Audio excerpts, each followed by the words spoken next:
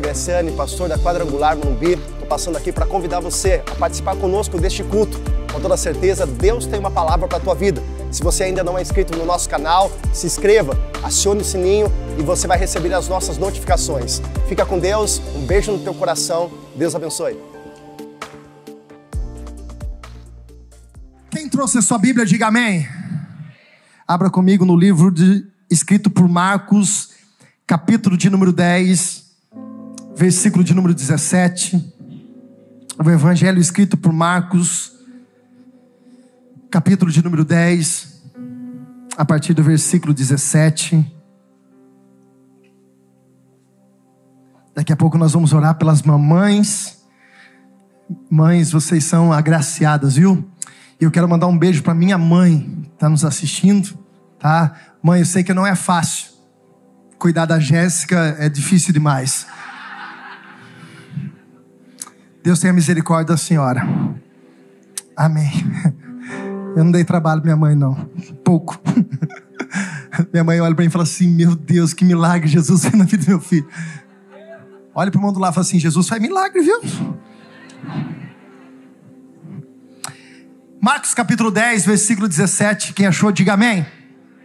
Diz assim a palavra do Senhor: E pondo-se a caminho, correu para ele um homem, a qual se ajoelhou diante dele e lhe perguntou: Bom mestre, o que farei para herdar a vida eterna?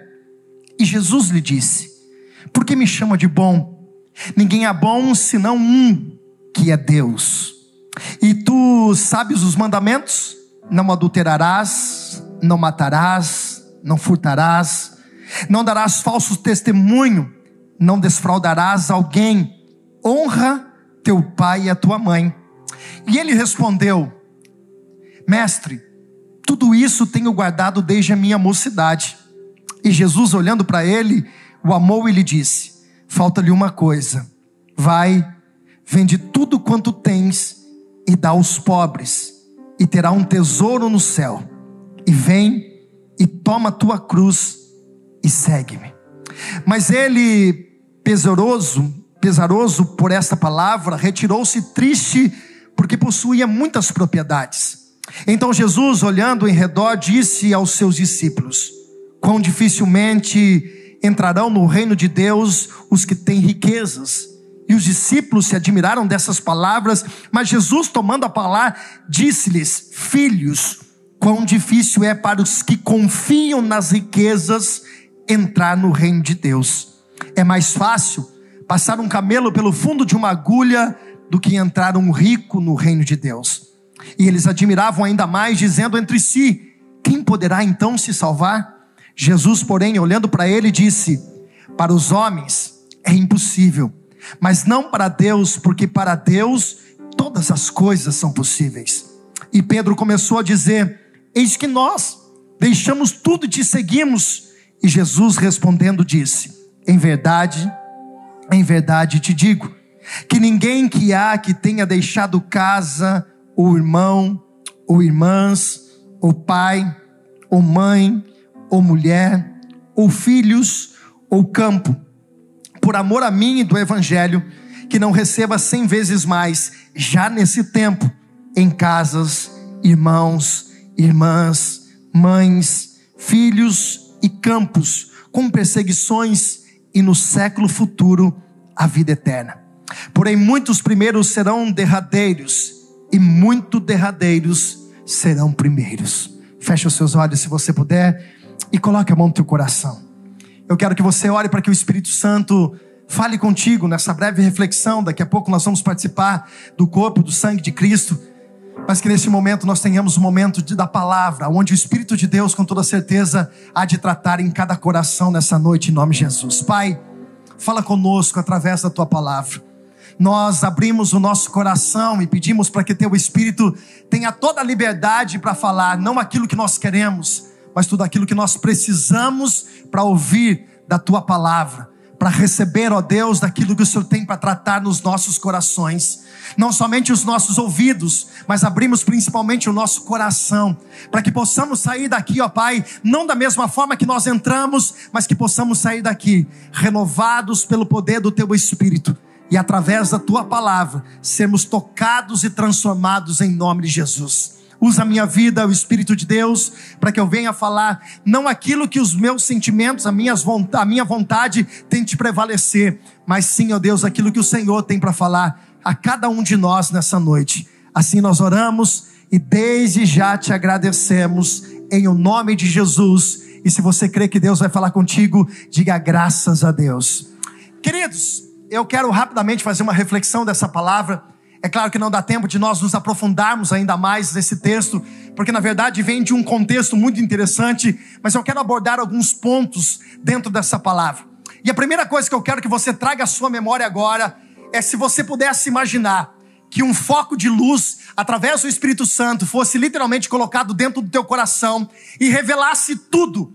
Todas as coisas que você conhece, todas as coisas que talvez estão no oculto, que você nem percebe, tudo aquilo que está dentro do teu coração. Você se surpreenderia com o que você viria?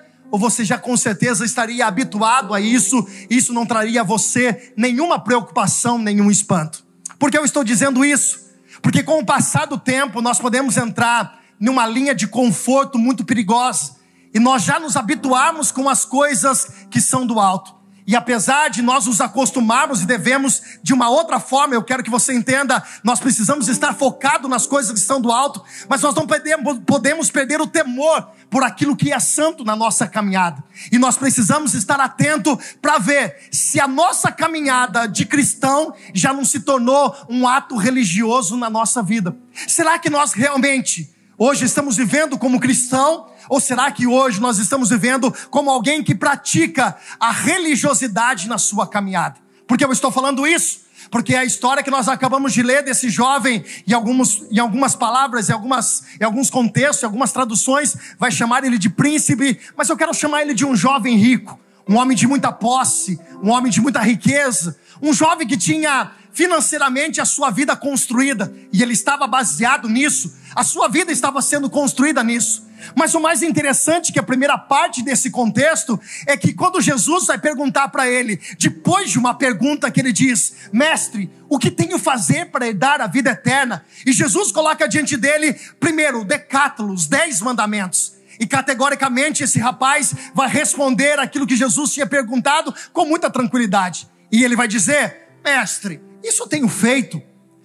Note que o interessante disso é que ele fala com muita propriedade. Era alguém que praticava o ato da religiosidade. Era alguém que vivia, tinha a religião naqueles dias como uma prática habitual da sua vida. E vamos trazer aqui um parênteses, abrir um parênteses. Esse era o genro naquela época que toda mãe gostaria que a sua filha casasse. O menino bom, um menino respeitoso, respeitava os mandamentos da obra de Deus, vivia com excelência, não matava, não roubava, não defraudava ninguém, não fazia mal para ninguém, tinha os mandamentos guardados no teu coração. E a última coisa em que ele é falado, citado dentro desses mandamentos é honrando o seu pai e a sua mãe. Olha para cá, que menino maravilhoso, que menino excelente. Se nós parássemos e encerrássemos aqui, era maravilhoso. Só que o interessante da palavra de Deus é que Deus não olha simplesmente o nosso exterior. É muito importante nós demonstrarmos através das nossas atitudes. Mas o que eu quero falar para você, porque eu fiz aquela pergunta, se o Senhor iluminasse o teu coração e fosse revelado para você tudo que está aí dentro, o que ele encontraria? Foi isso exatamente o que Jesus fez. O que, pastor? Jesus olha para ele e diz algo muito interessante que estava dentro do coração dele. Falta só uma coisa. O que? Vende tudo o que você tem, dá aos pobres e depois você toma a sua cruz e me segue. Olha para cá que eu vou explicar alguma coisa antes que você pense, porque Jesus já respondeu isso. Nunca foi problema você ser próspero. Nunca foi problema você ter dinheiro. Note-se que o problema desse rapaz aqui, preste atenção, o rapaz tinha um problema, o quê? A riqueza, os bens, o poder, era o Deus da vida desse rapaz. Note-se que nunca foi e nunca será problema você ser próspero, você ser rico. O problema é você colocar o dinheiro no lugar de Deus na sua vida. Mas existem outras pessoas que o Deus não é o dinheiro. Mas o Deus se tornou a sua esposa, o seu esposo, o seu trabalho, o seu filho. Eu sempre digo isso, irmãos, filhos são heranças do Senhor. Filhos são flechas que são colocados para que o arqueiro possa lançar. E há uma palavra profética sobre a tua vida, sobre teus filhos. Os seus filhos vão mais longe do que você, em nome de Jesus. Mas filho não é para ser idolatrado. Filho não é para ser idolatrado. O filho é para ser amado e ser cuidado. Quem tem que ter o lugar de honra, entenda isso. Pastor, o senhor fala isso porque o senhor não tem filho, né? Eu tenho um monte, irmãos. Olha para o irmão do lado e fala assim: você é um. Sabe por que eu estou falando isso, irmãos? Porque Deus não dá filho para te atrapalhar no propósito. Deus não dá um trabalho para te arrancar do propósito. Deus não coloca algo na sua vida para que você possa perder o foco e substituir o Deus, de centralizar o Cristo na sua vida. Olhe para cá e preste atenção. O que Jesus estava dizendo para aquele rapaz? Ele estava dizendo: você pratica o ato de religiosidade, perfeito, mas o seu coração não tem eu como Senhor. E note-se, ele conhecia Jesus, ele sabia quem era Jesus, porque esse chamado, e eu quero que você preste bem atenção no que eu vou falar para você. Quando Jesus olha para ele, para confrontar ele, a Bíblia diz: e Jesus o amou. Jesus não estava condenando ele, porque o evangelho, escute, irmãos, preste atenção, é luz, é lâmpada para os nossos pés, para que a gente possa literalmente saber aonde a gente pisa, aonde a gente vai. Mas o que nós precisamos entender é que essa luz do Espírito Santo precisa ser colocada dentro do nosso coração hoje, e nós entendemos se não há algo que está no lugar de Deus, no lugar principal de Deus dentro do seu coração. Por exemplo, tem pessoas que são tão religiosas, e é o que eu falo sempre, irmãos: o diabo não quer arrancar você da igreja. Não, pastor, não. O diabo não quer tirar você dos cultos. Pastor, mas como assim? Ele quer manter você com seu coração distante do Senhor. Ele quer que pessoas ocupem o lugar de Deus no seu coração. Ele quer que coisas ocupem o lugar de Deus no seu coração. Ele quer que você mantenha um religioso, porque a prática desse rapaz era perfeito. Não mata, não rouba, não defrauda ninguém, honra o pai e a mãe e conhece Jesus como bom, porque quando ele chegou diante de Jesus, ele se ajoelhou e ele disse: bom mestre. A pergunta para nós essa noite é simples, é muito clara e ela é bem objetiva.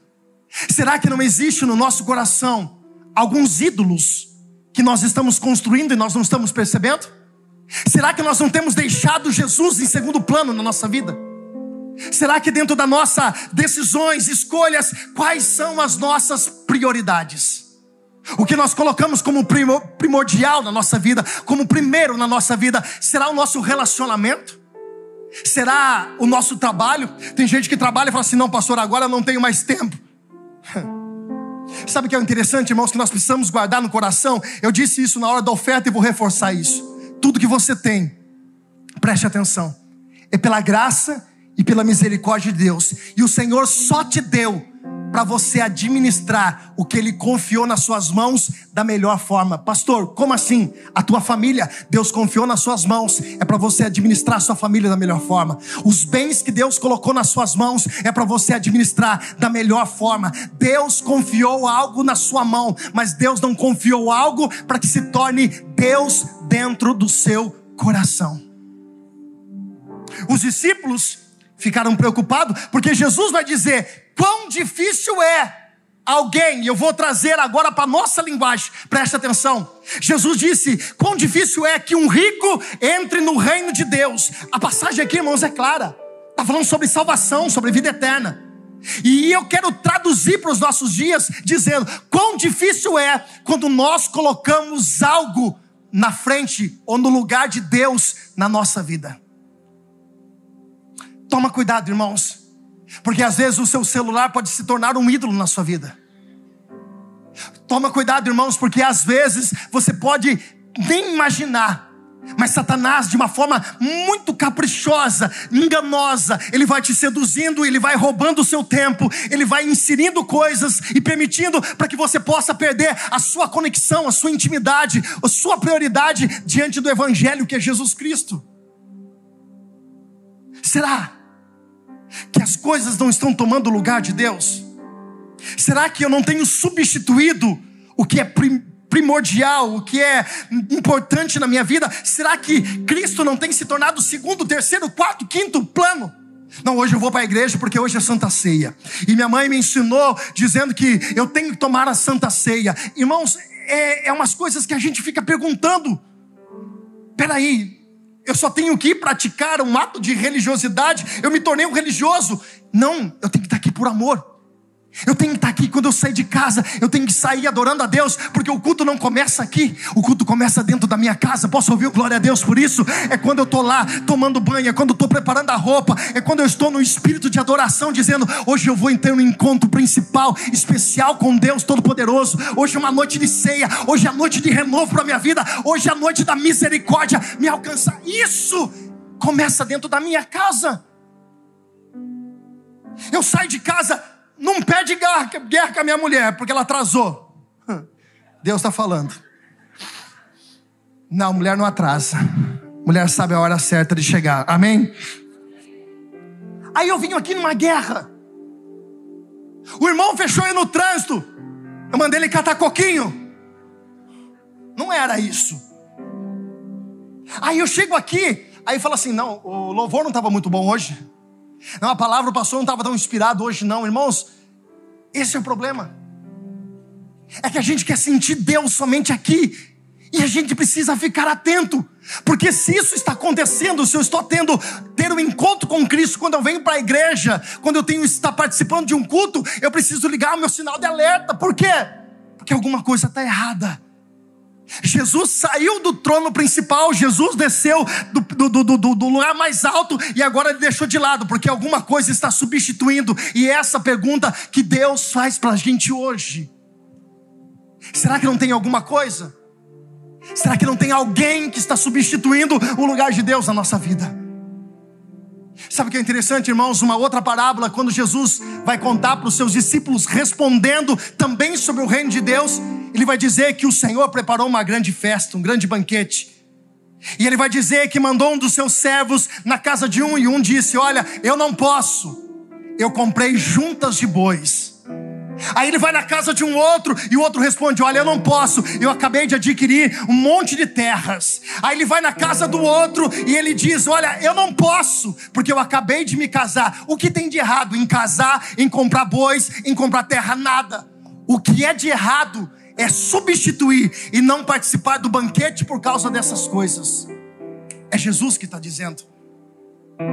O interessante, irmãos, hoje de manhã, não sei qual foi dos pastores que disse, acho que foi o pastor Luiz Medeiros, ele disse: olha, hoje é um dia a menos para a volta de Cristo. E é verdade.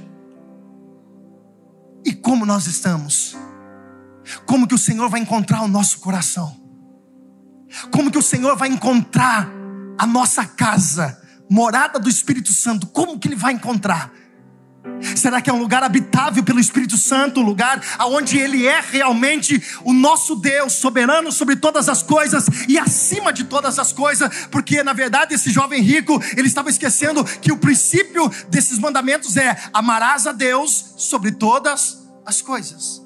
Só que de vez em quando a gente coloca coisas no lugar de Deus, e a gente vai, sem perceber, e a gente vai adquirindo ídolos dentro do nosso coração. Hoje Jesus nos convida, e eu quero que você desde já feche os seus olhos, a olhar para dentro de nós, não com o seu olhar, mas com o olhar do Espírito Santo de Deus, para que você possa refletir sobre isso. Irmãos, eu volto a dizer, porque essa foi a resposta de Jesus. Ele disse: é mais fácil um camelo passar por um buraco de uma agulha do que um rico entrar no reino de Deus. Jesus estava dizendo daqueles que amam tais coisas no lugar de Deus. E nós, não é questão de dinheiro, mas pode ser o teu trabalho.